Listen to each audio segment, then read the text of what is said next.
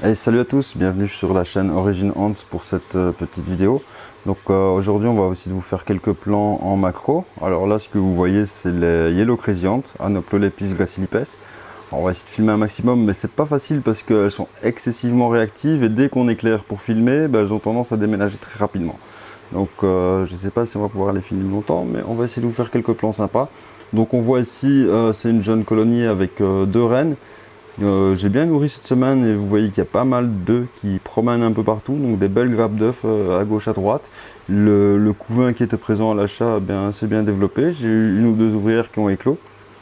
Et voilà, donc cette colonie, à mon avis, va bien démarrer. Là, c'est assez prometteur. Et je les aime vraiment beaucoup. Alors ce que je trouve assez particulier sur cette espèce, c'est la vitesse de déplacement d'abord, ce qui leur a valu leur nom de fourmi-folle. Et aussi une caractéristique assez typique en fait des espèces invasives, je trouve. Alors je me trompe peut-être complètement, mais il me semble que toutes les espèces que l'on retrouve en invasive ont proportionnellement des antennes assez longues, donc des organes de communication fort développés. C'est peut-être, à mon avis, une des clés de leur réussite au niveau évolutif. C'est même très certainement une des clés de réussite de ce genre d'espèce, c'est la communication entre les individus. Ça et le fait que, même si on n'explique pas toujours pourquoi, on a une suppression de la... Enfin, il n'y a pas de rivalité intracoloniale, en fait, intraspécifique, pardon, au niveau de cette espèce. Ça veut dire que si on rajoute une reine et des ouvrières de la même espèce dans ce nid, elles vont tout simplement être acceptées à la colonie et ajoutées à la force de travail, je vais dire, de la colonie. Donc il n'y a pas de compétition au sein de l'espèce, elles vont toujours collaborer. Ce qui fait que il n'y a pas de reine qui se trouve toute seule en fondation, elles vont directement se faire adopter dans une colonie existante. Et on a des colonies qui sont très fortes à développement très rapide parce que directement on a plusieurs reines, un beau paquet d'ouvrières et donc une grande facilité à collecter la nourriture. Je vous laisse un petit peu sur ces plans de la fourmi folle jaune, donc Anoplolepis gracilipes. Et puis après on va passer à une autre espèce aussi pour une petite visionnage macro, en espérant qu'elle se prête au jeu. Parce qu'évidemment il faut les éclairer pour avoir une belle image, mais les fourmis fuient la lumière comme vous le savez. Et donc c'est pas toujours évident.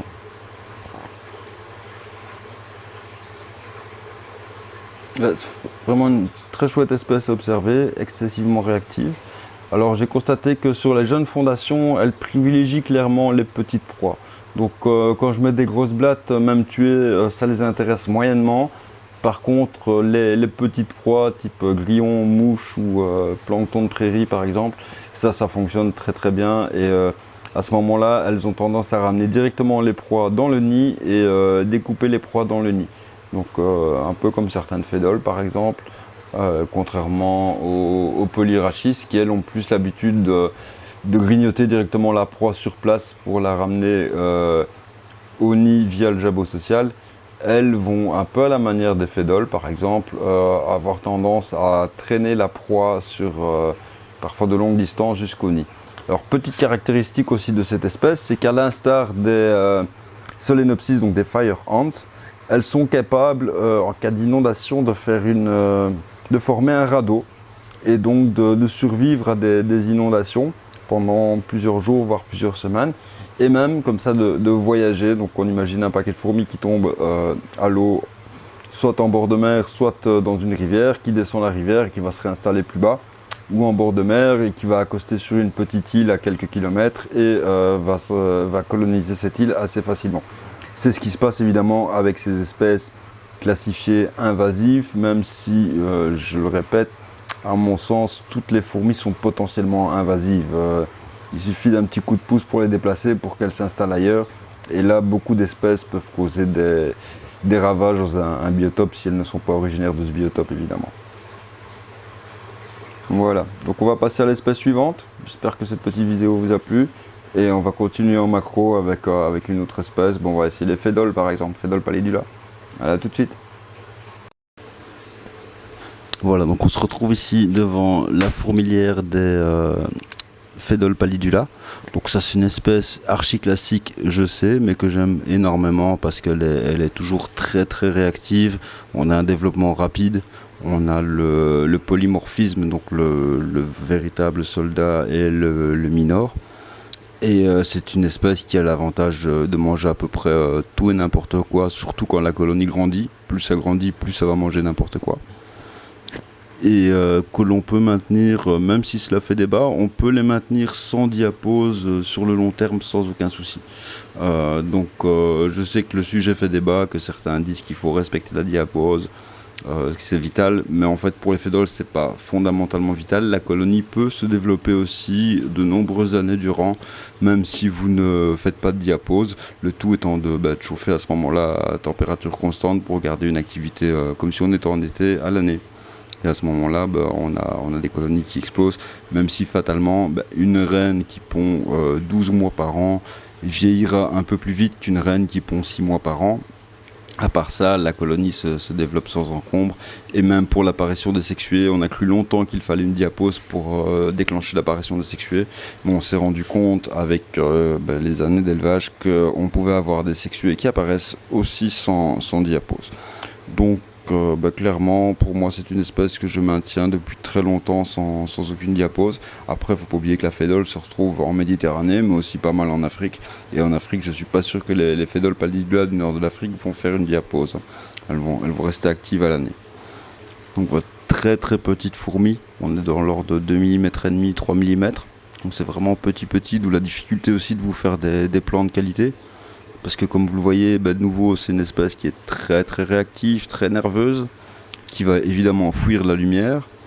Et là, elles sont en panique parce qu'on a mis un spot en direction du nid, évidemment, pour vous faire des belles images. Et du coup, elles sont en panique. Donc là, on voit bien un magnifique couvain avec les différents stades de développement. Donc les nymphes blanches qui sont moins développées, les nymphes brunes roussâtres qui sont prêtes à éclore en fait. Donc là, c'est des fourmis qui vont bientôt prendre du service actif.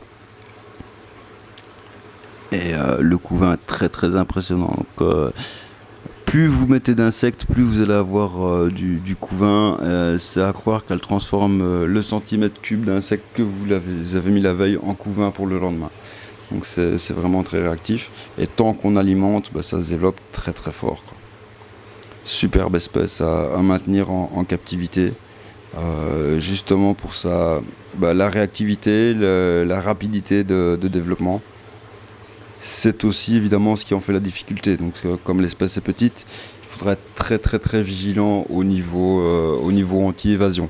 Donc ça c'est un point à surveiller en priorité avec cette espèce, parce que si vous avez une grosse colonie et qu'elle sort de son formicarium, une des premières choses qu'elles vont faire, c'est attaquer les fondations que vous avez à proximité. Donc vous risquez de perdre les fondations à proximité. Donc là, il est très très important de leur offrir un terrarium qui est bien fini, avec un couvercle qui est bien solidarisé, et les joints les plus minces possibles pour éviter qu'elles ne creusent à travers le joint de silicone, ce qu'elles savent faire assez facilement. Voilà. Alors, une fois que la colonie devient assez populeuse comme celle-là, je conseille toujours de raccorder une aire de chasse de manière à ne pas trop salir en fait la partie nid. D'autant plus que, comme vous le voyez, les fédoles ont tendance à ramener des morceaux de carcasse d'insectes directement dans le nid, ce qui n'est pas le top au niveau de l'hygiène évidemment. Mais voilà, tant qu'elles restent nombreuses pour évacuer les déchets en temps et en heure, ça ne devrait pas poser de problème. Donc voilà pour le petit macro des fédoles. On va faire encore quelques plans, faire un petit voyage dans le nid. Et puis pareil, on va passer à l'espèce suivante. Une petite différenciation de couleur avec la lumière, mais bon. Ça c'est le spot.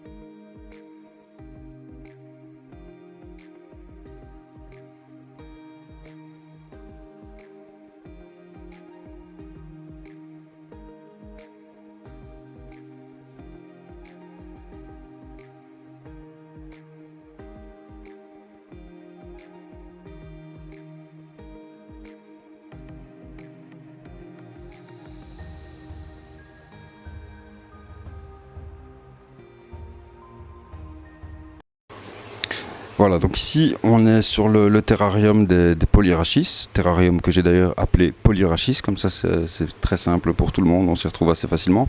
Et là, comme je l'espérais, en fait, on voit que la fondation a créé sa première poche, donc poche qui est faite, vous le voyez, avec des petits filaments de soie et des débris végétaux. Donc pour les débris végétaux, je leur avais mis des aiguilles de mélèze.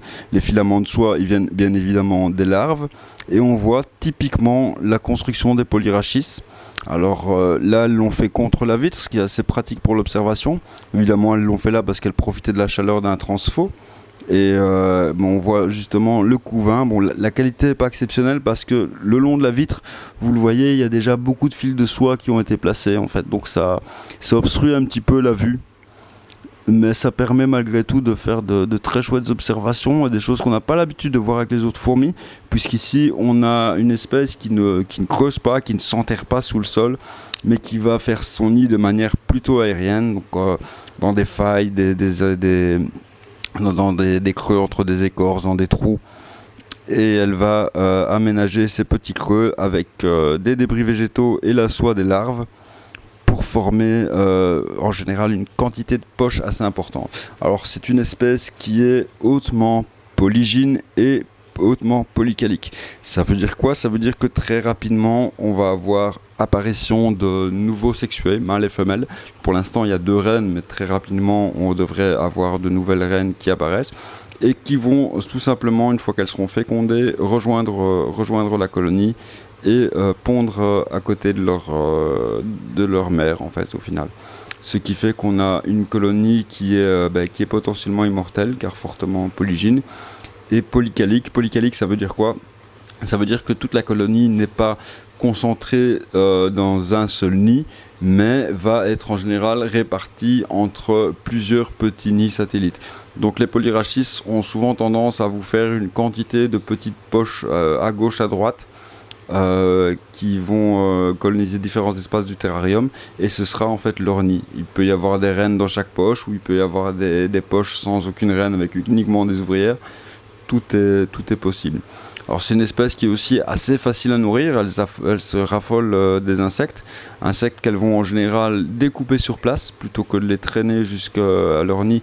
Elles ont une plus forte tendance à découper la proie sur place, proie qu'elles découpent en général assez rapidement, donc en quelques heures, une dizaine d'ouvrières vont vous faire disparaître sans aucun problème un criquet, un grillon ou une mouche, sans aucun souci. Donc là, elle va être complètement démembrée, désarticulée et ramenée au nid en morceaux via le jabot social pour cette espèce. Alors, petite particularité aussi de l'espèce, c'est l'abdomen doré, bien sûr. C'est une couleur qu'on n'a pas vraiment l'habitude de voir chez les fourmis. Donc, cette couleur est due à la pilosité sur l'abdomen. C'est un reflet, en fait. Donc, elle n'est pas vraiment dorée. C'est un reflet des poils qu'elle a sur l'abdomen qui nous donne cette impression de fourmi dorée. Donc il y a plusieurs fourmis de ce type, il y en a notamment dans les Camponotus aussi, Camponotus oriventris ou autres, qui vont avoir un peu le même genre de coloris, ou une autre Camponotus en Amérique du Sud dont j'ai oublié le nom mais qui était très jolie aussi, un peu dans le même type de couleur. Voilà. Donc ça c'est pour le terrarium des Polyrachis, donc petite fondation qui est installée depuis 3-4 semaines maintenant. Voilà, on voit que les 2 reines ont continué à pondre, il y a un petit paquet de couvains, elles ont fait leur petit nid gentiment.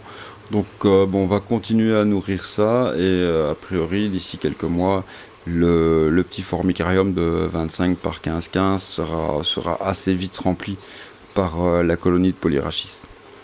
Voilà, on vous laisse sur ce plan pour les Polyrachis. Et sur ce, je vais vous souhaiter à tous une excellente journée ou une excellente nuit.